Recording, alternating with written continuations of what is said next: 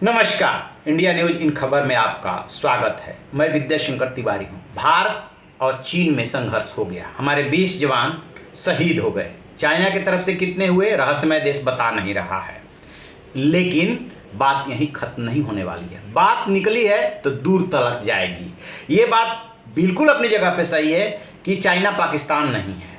China बड़ा देश है, कई मामलों में हमसे ताकतवर भी है, लेकिन इसका मतलब ये नहीं कि आप हमारी ज़मीन इंच इंच तक कब्जाते रहोगे और हम तमाशा देखते रहेंगे। भारत उठ खड़ा हुआ है और अब इसके बाद क्या होने जा रहा है वो प्रधानमंत्री के लफ्जों को सुनिए।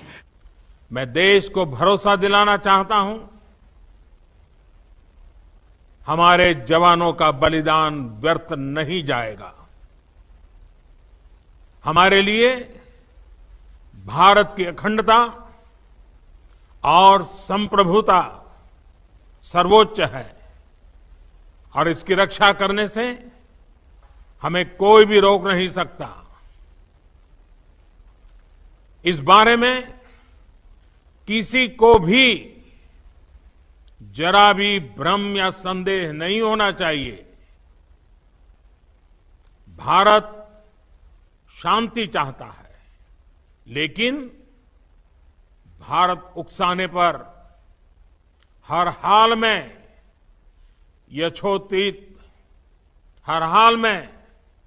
यथोचित जवाब देने में सक्षम है।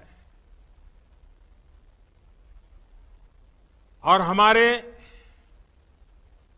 दिवंगत शहीद वीर जवानों के विषय में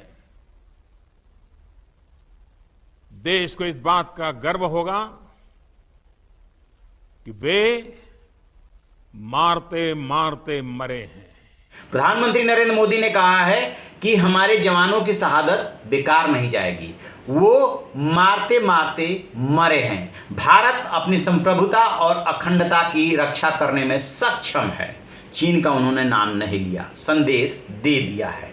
फिर इसके बाद देश में जो डिमांड बढ़ रही है, जो लोगों में आक्रोश है, वो है कि आप पाकिस्तान की तरह कार्रवाई कीजिए। सबसे पहला सवाल, क्या भारत पाकिस्तान की तरह चीन के खिलाफ कार्रवाई करेगा? गुंजाइश तो सब कुछ है, क्योंकि सीमा हमारी लगभग 3500 किलोमीटर है। उसके साथ जो काम उसने किया भारत भी वो कर सकता है, लेकिन उससे ज़्यादा जो संभावना है वो ये है कि भारत 2 मोर्चे पे चीन को घेरने जा रहा है। बातचीत चल रही है सीमा समस्या के समाधान के लिए। अंतर्राष्ट्रीय राजनीति में बातचीत बंद नहीं हो सकती, वो बातचीत चलती रहेगी, लेकिन चीन को घेरने के लिए भारत ने 2 रणनीति तैयार की है। एक आर्थिक मोर्चे पे साफ साफ उसने कह दिया है BSNL से कि जो 4G में चाइनीज कंपनियों के इक्विपमेंट लगे हैं उसको साइड कीजिए। 12,000 करोड़ का ये व्यापार है, इसमें 25 से 30% तक चाइना के हिस्सेदारी है। दूसरा उसने कहा है कि चीनी कंपनियों को जो भी ठेके दिए गए हैं उसको रिकंसीडर कीजिए। अभी निजी कंपनियों के लिए कोई निर्देश, यानी कि वोडाफोन, एयरटेल वगैरह के लिए भी कोई वैसा लिखित में निर्देश जारी नहीं हुआ है, लेकिन संकेत दे दिया गया है कि आप भी यही कीजिए। 5G को लेकर के उसकी कंपनी जो है हुआवे, वो आने वाली थी, उसको रोका जाएगा। और बहुत सारी चीनी कंपनियों को जो मेरठ के लिए रैपिड रेलवे का जो काम दिया गया था वो रोका जाएगा। बहुत सारा काम है, उसको रोकने पर विचार चल रहा है, रिकंसीडर किया जा रहा है। क्योंकि आप हमारे ही पैसे से सीमा पे हमारे ही जवानों की शहादत करेंगे, ये बर्दाश्त नहीं किया जा सकता है। एक तो आर्थिक मोर्चे पे घेराबंदी है, दूसरा अंतर्राष्ट्रीय मोर्चे पे कोविड-19 फैलने के बाद दुनिया के तमाम देश इंक्लूडिंग रसिया, बेशक बोले या ना बोले, सब चीन से नाराज है, क्योंकि उसने ट्रांसपेरेंसी नहीं बरती। और इसी बीच G7 ने साफ साफ चीन से कहा है कि जो हांगकांग पे आपने नेशनल सिक्योरिटी लॉ पास किया है उसको रोक दीजिए। इसको चीन को बहुत मिर्ची लगी। चीन ने कहा कि G7 हमारे मामले में इंटरफेयर ना करे, ये मेरा अंदरूनी मामला, आपका अंदरूनी मामला नहीं है। हांगकांग जो है सीधे सीधे ब्रिटेन से जुड़ा हुआ है। 1997 में ब्रिटेन ने इसको आपको सौंपा था और उसमें तय हुआ था कि 2047 तक आप जो है 50 साल तक उसमें कोई तब्दीली नहीं करेंगे, और आप बीच में कानून ले आए जिससे कि वहाँ का जुडिशरी सिस्टम, जिससे कि वहाँ के जो जांच एजेंसियाँ हैं सब पे आपका अधिकार हो जाएगा। आप चाइना में उनको ले जाएंगे जो लोकतंत्र के समर्थक है और उनको अपने हिसाब से सजा देंगे।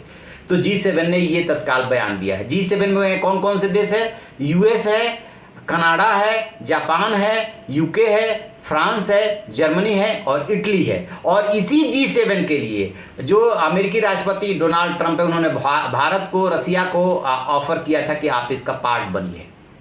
भारत जो है संभवतः इसका पार्ट बनने जा रहा है, जिससे कि चीन परेशान है कि भारत को तो G7 में शामिल किया जा रहा है, चाइना कहाँ पे है।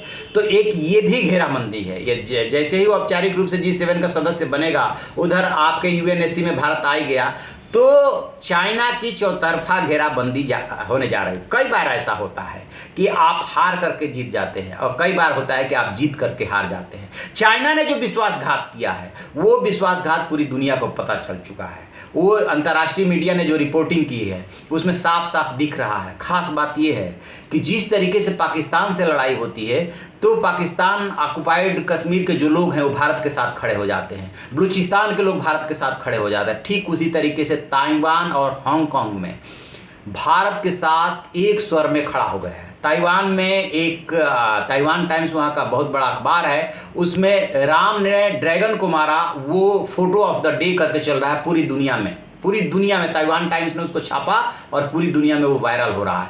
हांगकांग के लोग कह रहे हैं कि दूसरे विश्व युद्ध में, उस समय यहाँ पे ब्रिटिश थे, भारत के जवानों ने जिस तरीके से हांगकांग को बचाने के लिए काम किया, हांगकांग जो है भारत के साथ खड़ा है। तो हांगकांग में भी सपोर्ट मिल रहा है, ताइवान में भी सपोर्ट मिल रहा है, तिब्बत में भी सपोर्ट मिल रहा है। कब तक भारत जो है चीन के दबाव में काम करेगा?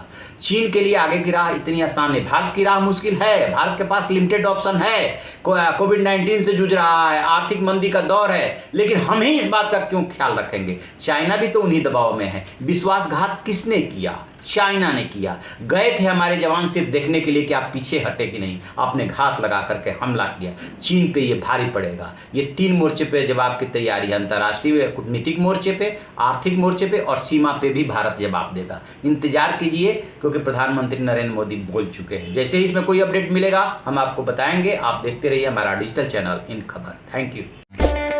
इन खबर चैनल को सब्सक्राइब करें और बेल आइकन दबाना ना भूलें।